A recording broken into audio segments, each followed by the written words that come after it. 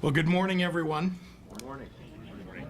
In the history of our state, there have been events that at the time flew under the radar because, well, they may have felt abstract, but in retrospect turned out to be historic moments that signaled a future of innovation and progress that shifted the course of history. This may very well be one of those moments. It was 32 years ago, just down the road at the University of Illinois Urbana-Champaign, that a group of students and researchers at the National Center for Supercomputing Applications developed and launched the first inline graphic web browser. It was called Mosaic, and it ended up popularizing widespread use of the internet, making it understandable and accessible to everyday people. But on the day it was released, no one outside the NCSA really recognized what Mosaic would mean for the world.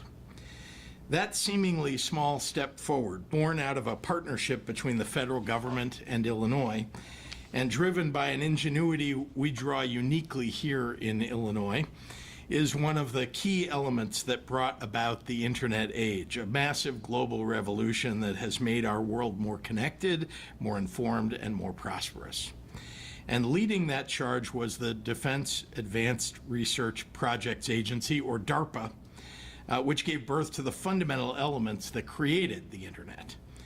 It is in that same spirit that I stand here today alongside some of the brilliant minds at DARPA to celebrate another groundbreaking collaboration called the DARPA Illinois Quantum Proving Ground. Now, I'm known to be a geek for all things quantum, but I am first and foremost the governor of Illinois and a geek for everything that is good for our state. So I want to take a minute to talk about the transformative impact this partnership can have for our people and our economy. The General Assembly and I are dedicated to a vision for Illinois as the undisputed capital of quantum computing. Central to that vision is a quantum computing site where researchers and entrepreneurs from the public and private sectors come together to collaborate, to share information and equipment, and commercialize quantum advancements and applications. Illinois has been one of the only states to invest in and actualize a plan for the quantum future. Fortune 500 companies and the best research institutions in the country are exploring plans for being a part of our efforts. And among the first to join us in this ever-expanding universe of opportunity is DARPA.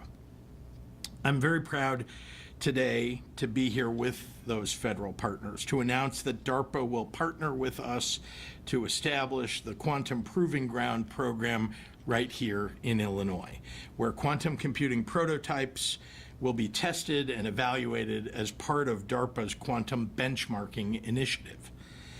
With an initial state and federal commitment of up to $140 million each, our quantum vision takes an enormous step forward, armed with the financial resources, the research infrastructure, and the global credibility of such a renowned federal agency. The top quantum researchers and companies in the world will now compete to come to Illinois for their place in our ecosystem.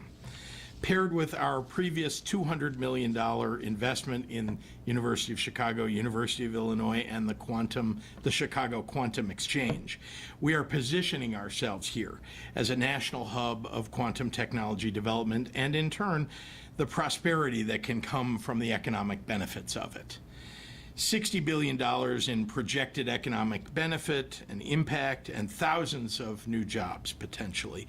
This is what our vision could mean for the people of Illinois. With a project of this magnitude, we also have the opportunity and the responsibility to focus on the potential global impact of this work. Quantum computing has the potential to unlock scientific and technological advances previously thought impossible. Unhackable cybersecurity, biopharmaceutical cures for diseases that previously took decades could occur in just months. Near perfect nanomaterial design, reducing microelectronic size to something that can't be seen by the human eye, and so much more. This won't happen overnight. As the leaders and scientists at DARPA know well, progress rarely comes in the form of a eureka moment, but rather with rigorous, sustained, and comprehensive research and development efforts. The beauty of the scientific process and the vision for our quantum computing ecosystem is that with each individual breakthrough, we grow a step closer to a seismic advancement, sometimes one that no one saw coming. Today, we are committing ourselves to that process, and in doing so, advancing the potential for broad-based economic prosperity, giving greater opportunity for our people, and solidifying Illinois and the entire United States as a global leader in the efforts around quantum computing. I want to thank everybody for joining us here today. I want to thank you for believing in our vision, and thank you for helping Illinois take this quantum leap forward. And with that, there are many more puns like that you'll hear from me over the years, probably. With that, I'll hand it over to the program manager for DARPA, the Microsystems Technology Office at DARPA, and that's Joe Altepeter. Joe?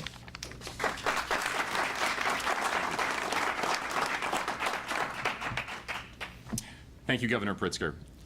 20 years ago, when I was a graduate student at the University of Illinois, I was convinced quantum computers were going to change the world. 5 years later, as a professor at Northwestern University, I realized that was going to be really hard, maybe impossible. And for most of the last 15 years, I have been DARPA's designated quantum computing skeptic. I am the one that they brought in to prove that the algorithm you are hoping is going to change the world isn't actually useful for anything, or the quantum computer you're trying to design can't ever be built. But in the last few years, something has changed. What began as really tiny DARPA investments grew into a small DARPA program, which grew into a larger DARPA program. Until today, the prospect of building these machines doesn't seem quite so impossible. And if there is a real path from the scientifically interesting quantum computers of today to critical industrial tools, the United States has to know. The stakes are too high for us not to. And so it is my great pleasure to announce a new DARPA initiative, the Quantum Benchmarking Initiative, a new very large DARPA program designed to verify and validate if there is any commercial company who is able to build one of these critical industrial tools in the near term. This is going to be extremely hard, and DARPA is not going to be able to do it alone, which is why we are very excited to have other partners in the federal government, the larger Department of Defense and the Department of Energy joining with us in this mission. And representing those organizations here today are Dr. John Burke, the Principal Director for Quantum Science at the Pentagon, and Dr. Linda Horton, who is the Associate Director for the Office of Science at the Department of Energy. If this is going to work, we are going to have to build a unique and world-class test and evaluation team. But not only that, we are going to need the kind of quantum test facilities that have never been built before. So the reason we're announcing this here in Chicago is because Illinois has had the foresight to fund exactly that type of facility. And so we are extraordinarily excited for the new DARPA Illinois Quantum Proving Ground to be a part of the larger DARPA Quantum Benchmarking Initiative. So before I step away from the microphone, I want to make sure that I'm able to thank both Senator Durbin and Congressman Foster for their sustained support of DARPA over the years. Thank you. And finally, I want to thank Governor Pritzker for your leadership and for the opportunity to be here today. I and DARPA are extremely excited to see what DARPA and Illinois are going to be able to accomplish together at the Quantum Proving Ground. Thank you.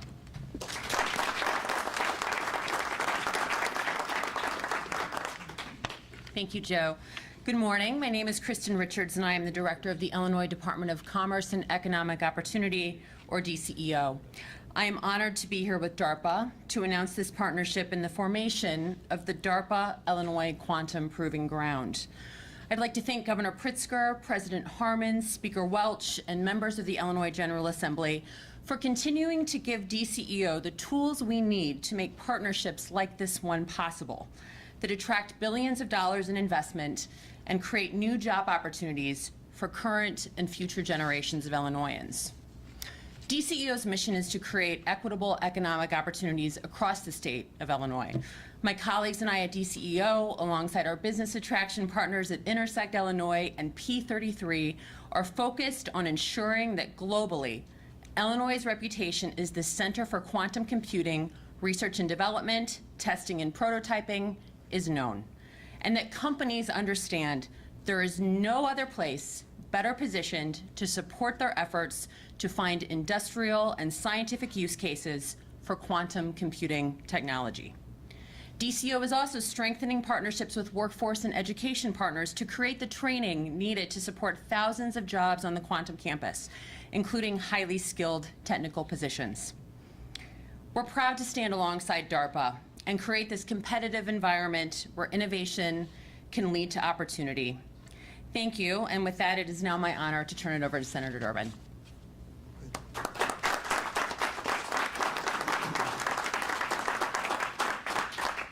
It's an honor to be here today on behalf of myself and Senator Duckworth. On the Senate side, a total commitment to the effort that we're celebrating.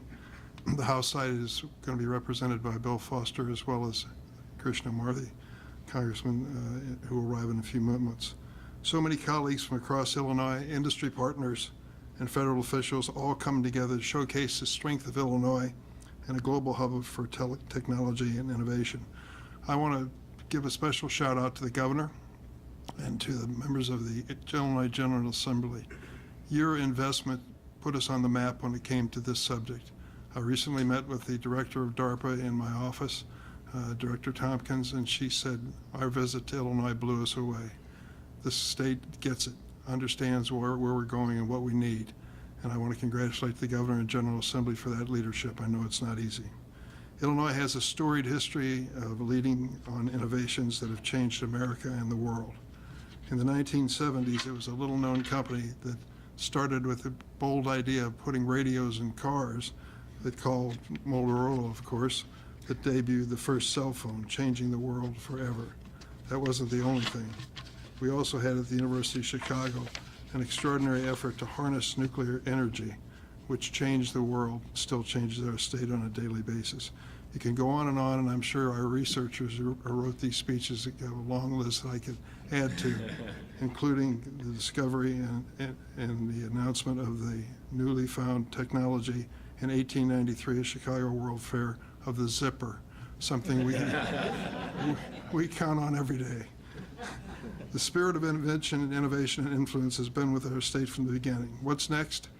Today's event illustrates that our state remains committed to leading in quantum technology, a field with the potential to transform, as the governor said, cybersecurity, communications, financial services, medical research, and countless other applications. Through the combined efforts of Illinois' wonderful, highly regarded national labs, world-class universities, and industry leaders, now our growing partnership with DARPA through this Quantum Proving Ground initiative, our state will continue to champion technologies and industries of the future. I'm grateful again to the Governor and General Assembly for the investments they've made to make this day possible. I look forward to doing our part. We have to come up with the matching funds in Washington, and the only reason there's no announcement today is because the budget is still being debated.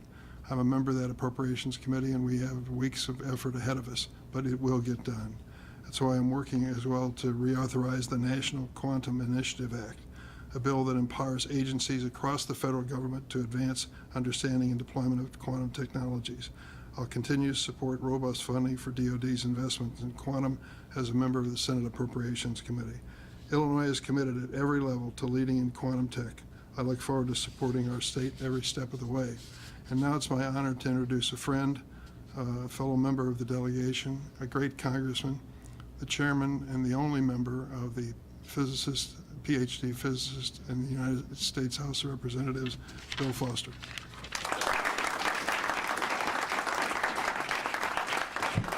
Thank you, Senator. And yeah, it's true. I do sometimes introduce myself as saying I represent 100% of the strategic reserve of PhD physicists in the U.S. Congress.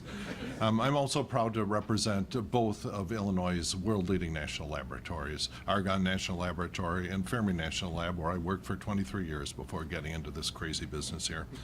I'd also like to thank everyone involved in making this a reality, starting with Albert Einstein, Richard Feynman, John Stuart Bell, and the long list of physicists that have gradually convinced the world that there's a theoretical possibility of a really effective quantum computer.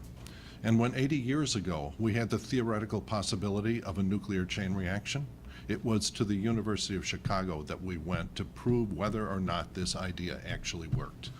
And I think it's very significant that when we're trying to figure out how significant quantum computers might be, that it's to Illinois and Chicago that we're returning.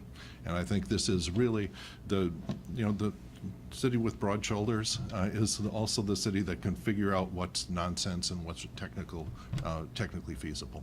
And so it's one of the reasons I'm really excited about this. And I also want to thank DARPA. Their mission is to prevent technological surprise, or if there's going to be technological surprise, we have to own it and not be blindsided by it. And so when you see, and when people ask me, well, how significant quantum computing might be, I say, that little padlock on your web browser that indicates you have end-to-end encryption, well, guess what? If someone else makes quantum computing work first, that padlock breaks, all right? And everything that you think is secure on your website transactions are visible to the enemy. And because of that, under the Obama administration, NIST initiated a quantum-resistant cryptography effort that will be the first line of defense against that. But we have to understand what the capabilities are.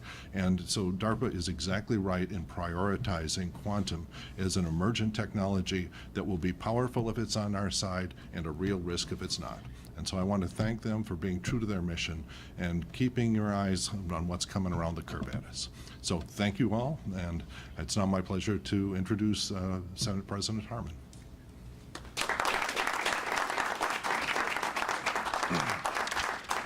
Thank you, Congressman. Thank you, Senator Durbin, and all of our federal partners. I brag at every opportunity about Illinois' world-class research universities and laboratories, and it's great to have you here in partnership as well. The great Thomas Edison once said, "Opportunity is missed by most people because it is dressed in overalls and looks like work." I want to commend Governor Pritzker and his team because they recognize the opportunity presented by quantum technology. And more importantly, they've enlisted the General Assembly to be partners in doing the work to position Illinois at the forefront of this transformative technology. That's why we're excited to be here today. Illinois has long been an industrial leader, a state where brains and brawn combine to propel development, solve problems, and create a better tomorrow across the country and across the globe. We reversed a river, split atoms, and built the first television remote control. I often joke that in saying quantum technology, I have reached the outer boundaries of my understanding of quantum technology. But I do understand clearly why Illinois wants to be the home of quantum technology. Just as technological innovation has changed our lives in ways we could never have imagined, quantum holds the promise of doing the same again on an unimaginable scale. And that future will happen here. I want to thank the governor, my good friend Speaker Welch, for their commitment and partnership as we share in building a better Illinois for today and tomorrow. Thank you very much. It's my pleasure to turn the microphone over to my colleague, Speaker Chris Welch.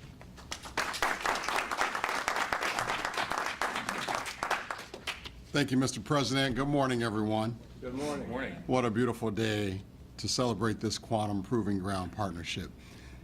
Proverbs 29:18 says, "Where there is no vision, the people perish." And I got to tell you, because of the great vision of the best governor this state has ever had and the legislature, Illinois continues to solidify its position as the leader of quantum development and technologies. I got to tell you, I looked it up before I came here this morning. It was last year at this time that I had the pleasure of joining Governor Pritzker in London for a trade mission from July 16th through the 20th, where we worked hard to keep Illinois at the forefront of discussions in this growing field. And it was this day, I believe, we were sitting at a quantum roundtable at the University of Chicago in London, Mr. President. I was sitting there most of the time saying, what is quantum? But I'm watching our governor, and I'm sitting there in amazement because I'm like, what a difference it makes to have a governor that's our chief marketing officer, someone who will always tell you how great Illinois is and why it's the best place to live, work, and play. But also I was thinking, what a great opportunity, because you have the legislature, you have private enterprises working together to make all of this happen. We had John Atkinson, our friend from Intersect Illinois, there. We had representatives from the University of Illinois there. And this partnership that's going to include my alma mater, Northwestern University. Thank you, Mr. President Schill, for being here. And the Senate President's alma mater, the University of Chicago, is going to play a central role in this. Partnership, collaboration. It's amazing what can happen when we're all working together. You know, the $500 million that we asked the General Assembly to approve this year is already paying amazing dividends.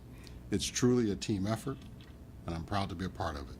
This partnership is yet another example of the smart investments we're prioritizing as a state. It's an investment in this evolving and growing field. It's an investment in 21st century jobs. It's an investment in our future that will grow our economy and help Illinois emerge as the leader of quantum technologies. And so I want to thank my colleagues in the General Assembly for their hard work in getting us here today. Landing a budget plane is never easy, but it takes vision and foresight to understand what we're trying to accomplish, and we got it done. I want to thank our governor for his support and his continued advocacy, because I know tomorrow he's going to wake up and try to figure out the next project. And I want to thank our federal partners, DARPA, who also played a major role, Senator Durbin, who just is an amazing senator for the state of Illinois, Senator Duckworth, and our entire congressional delegation, but especially the doctor, Congressman Foster. Thank you for securing the new quantum proving ground. And now it is my honor and privilege to introduce our next speaker. Please welcome Ms. Gretchen Campbell. Thank you.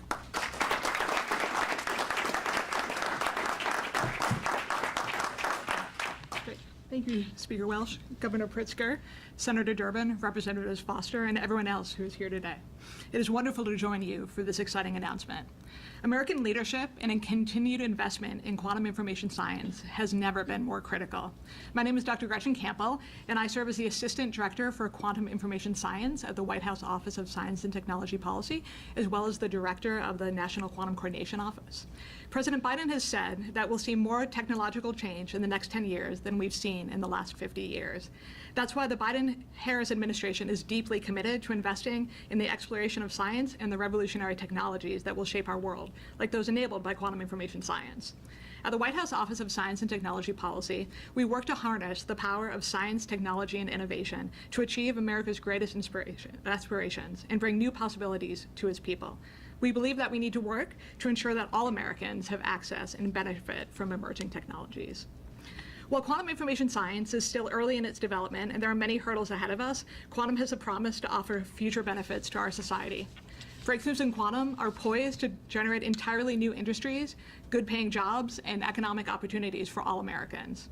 But like any powerful technologies, future quantum technologies may also create significant risks, which is why President Biden has taken steps to lay the groundwork for continued American leadership in quantum, while also mitigating the risks that quantum computers pose to America's national and economic security. The National Quantum Initiative is taking a science-first approach to quantum information science, while also recognizing the importance of deepening our engagements with industry, continuing to develop a skilled quantum workforce, providing critical infrastructure, while maintaining national security and economic growth, and building international partnerships with like-minded countries. And while we're very excited to work with research centers around the country, including 4 here in Illinois, to fully realize the promise of quantum computing and train the next generation to continue to contribute to the future quantum technology and innovation ecosystem. Quantum computers hold the potential to drive innovations across the American economy, and it is clear that America's continued technological and scientific leadership will depend, at least in part, on America's ability to maintain a competitive advantage in quantum computing. and quantum information science, which is why I'm so glad to be here today in Illinois as part of this exciting announcement for both the DARPA Illinois Quantum Proving Ground and the Quantum Benchmarking Initiative. And with that, I'm happy to introduce Brian DeMarco.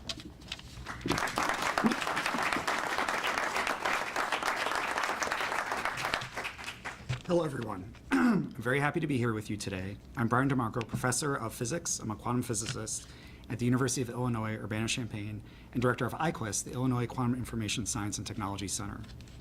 I was delighted when DARPA approached me and my colleague, Harley Johnson, professor of mechanical science and engineering and associate dean for research for Granger Engineering at UIUC, with a quantum proving ground concept. And it was my and Harley's pleasure to help plan the partnership and the program that we are announcing today, which I believe is essential to securing U.S. leadership in the global race to utility-scale quantum computing. The Quantum Proving Ground is an incredible opportunity to advance next-generation computing technologies that have the potential to impact society, the economy, and national security. I look forward to working with the other members of the Chicago Quantum Exchange, the Illinois Quantum Ecosystem, and our partners to competing for Proving Ground funds and working to develop, deploy, and rigorously evaluate quantum computing prototypes at the Illinois Quantum Campus. Thank you to Governor Pritzker, the state of Illinois, and DARPA for making this amazing opportunity possible. And next, I'd like to turn it over to Congressman Chris Murphy.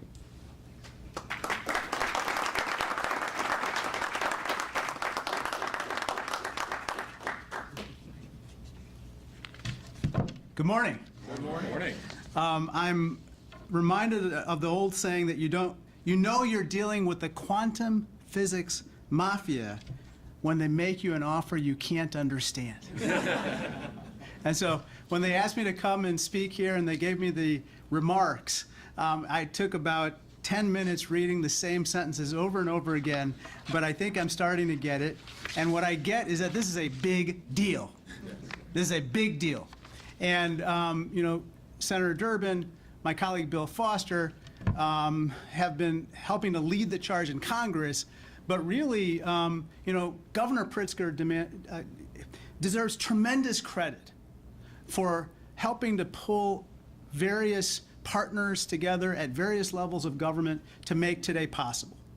And so I just want to say, as the ranking member of the Special Select Committee on the strategic competition between the U.S. and the Chinese Communist Party, a name is almost as long as mine, that this particular quantum proving ground is going to be essential for us as a country, not just the state of Illinois, not the city of Chicago, but as a country to win the strategic competition in the area of quantum computing, which is a next generation technology that the CCP, as well as other countries, are prioritizing in terms of leading the charge on. So what is happening here today is of enormous import, far beyond Illinois. So with that, I just want to say thank you to the governor, thank you to DARPA, thank you to all of our partners and leaders in the state and in the country for selecting here as the quantum proving ground. And next, I'd like to reintroduce Governor Pritzker to take some very easy questions. Thank you.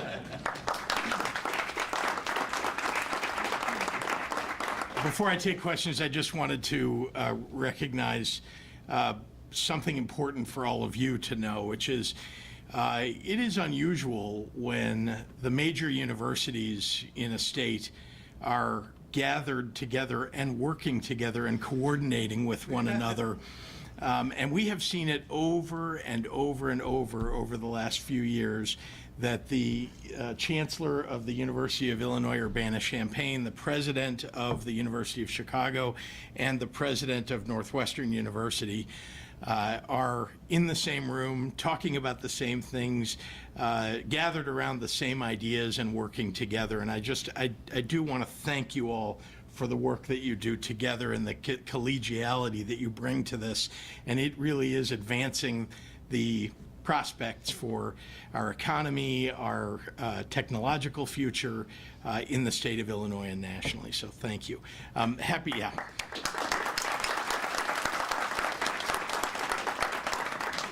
Happy to take questions from members of the media. They're very shy. Sarah. Well, you know what, go, I'm off topic, so if Okay. it is on topic, then go ahead. So it's 140 million from DARPA created, matched by 140 from the state, right? Yeah, it's up to, because, you know, they're looking for the right opportunities to be able to advance a company and bring them to the campus and work with them. So, you know, that'll happen over some period of time, and so we both committed $140 million to that effort.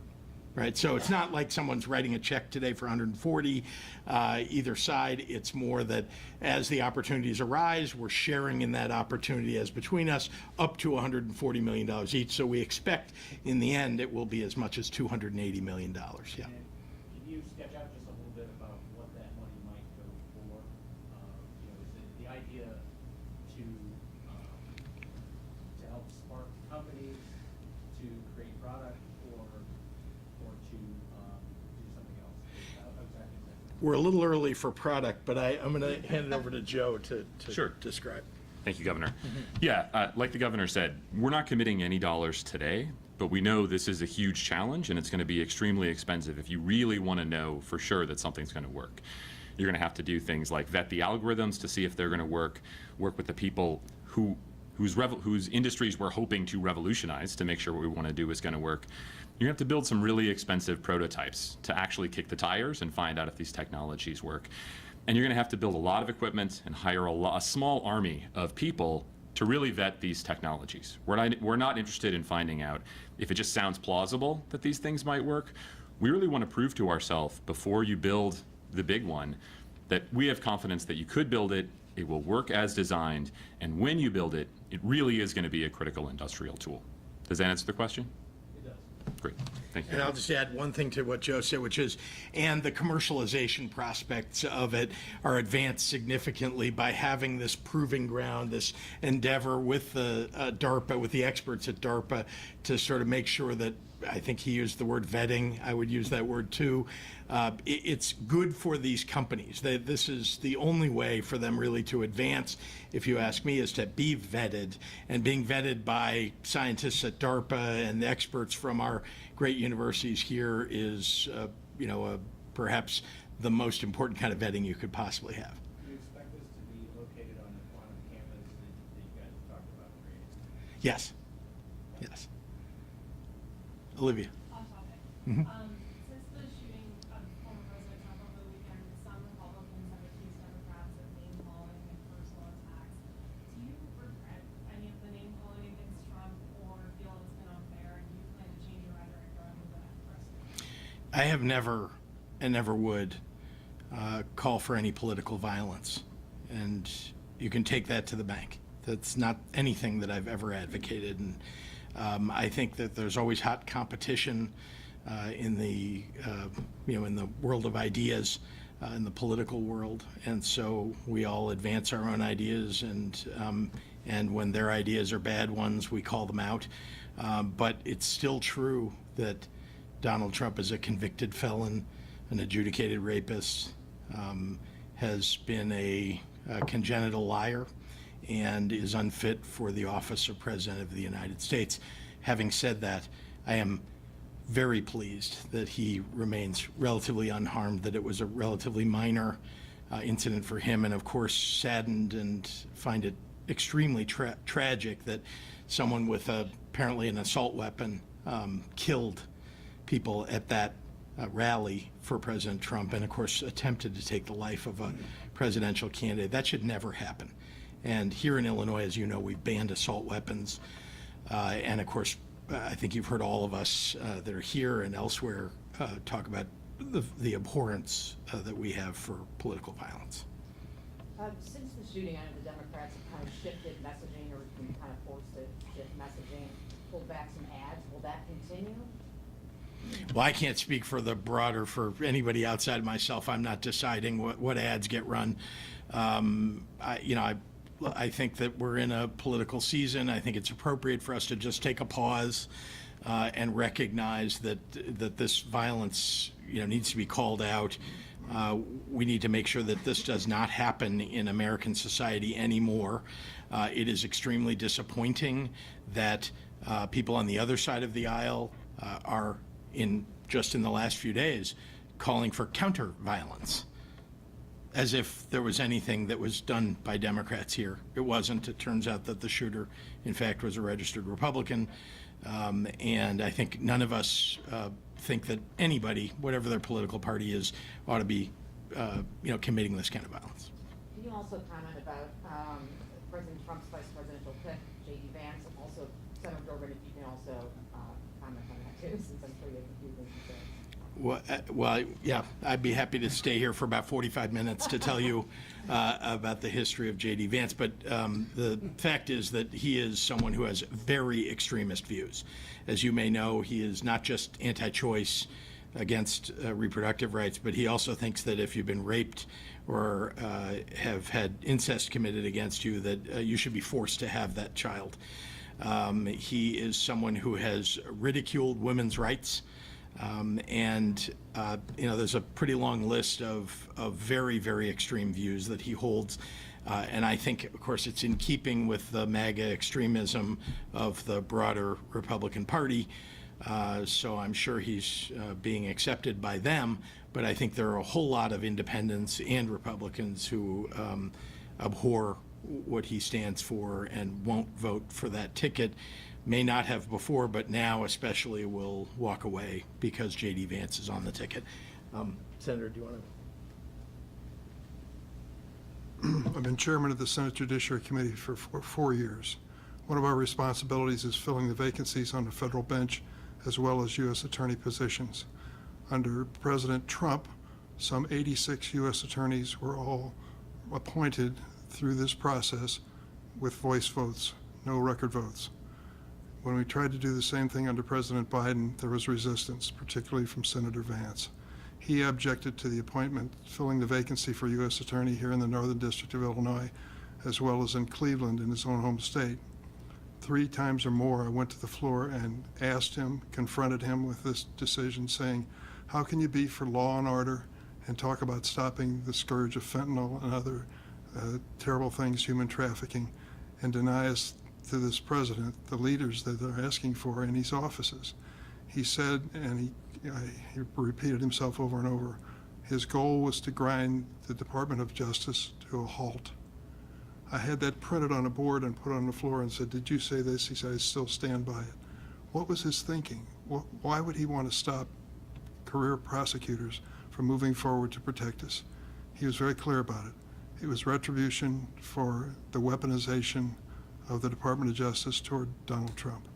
It was strictly a political move. It had nothing to do with the merits of the nominees or the needs to fill those positions. That does not give me a lot of hope in terms of what his politics mean for a lot of people who are looking for law and order all across the United States to protect their families and neighborhoods. We'll do one more. One more, I'll take one more. Who are you- Last night at the Republican convention. Who are you looking for? A Teamsters, both of you guys, the head of the Teamsters. Uh-oh, you're up, Tried- Senator. Tried to escape. Are you guys concerned that President Biden is losing union support, given the fact that the Teamsters had spoken to RNC? There's not been a stronger president in the history of the United States for the union movement than Joe Biden. He is outspoken on the issue. He doesn't dance around or mince around when it comes to that subject. He is very direct. He supports labor unions. I do too.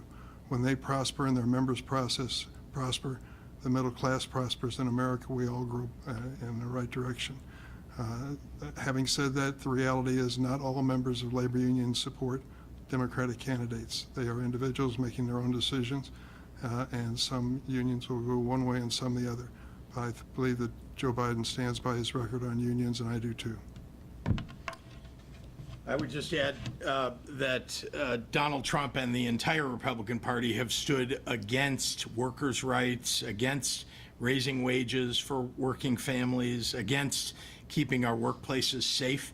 Those are things that unions do, fighting for working families. And so I realize that you might find that there are some union members who will support Donald Trump, but you'll also find that the majority of unions and union members understand that it's Joe Biden that has stood up for them and is genuinely the best president that the union movement and working families have had in their lifetimes, perhaps if not ever. Thank you.